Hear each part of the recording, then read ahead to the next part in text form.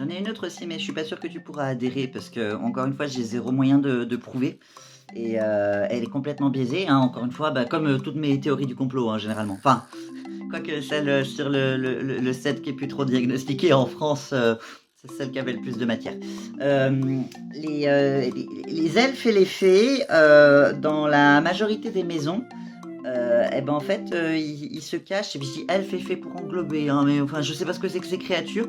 En fait, ils sont tout le temps en train de s'amuser à cacher nos chargeurs de téléphone portable ou tous les trucs, les clés, les trucs comme ça et après, en fait, quand on a bien tout fait le tour de partout où ce que c'était, et ben, en fait, on les retrouve exactement là où c'était à la base, là où ça devait être sous nos yeux, déjà ça et en fait, là où la théorie devient intéressante, c'est que ça n'est jamais arrivé, depuis que j'ai mon chat dans cet appartement.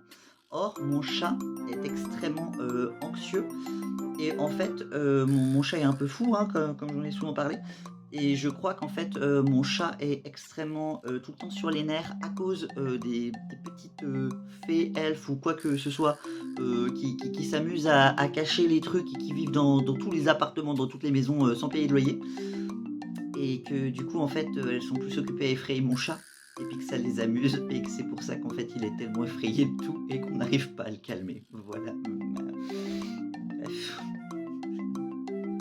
Je préfère, honnêtement ma théorie qui me réchauffe un peu plus le cœur qu'elle fasse du surf, dans dans les feuilles quand il y a du vent, hein. Je trouve qu'elle s'amuserait un petit peu plus si elle faisait un peu plus ça, plutôt que faire chier mon pauvre chat, OK?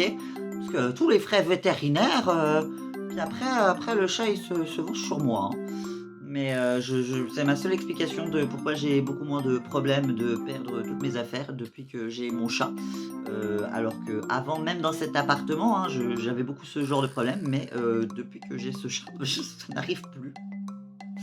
C'est voilà, c'est d'aucuns diraient que, les traits TDAH que j'avais auraient été guéris depuis l'arrivée de mon chat, à l'exception du critère de diagnostic souvent parle trop, qui est selon moi le seul critère de diagnostic, vraiment pertinent de TDAH qui me reste. C'est pour ça qu'on laissera les neuropsies déterminer si j'ai un TDAH ou pas. Moi, je pense pas que j'ai de TDAH, j'ai juste des traits. Mais ça, on laissera les neuropsies définir, voilà. Mais peut-être qu'en fait, j'avais un TDAH et qu'en fait, les petits êtres invisibles m'ont guéri pour s'amuser avec mon chat. Ah, qui sait, hein?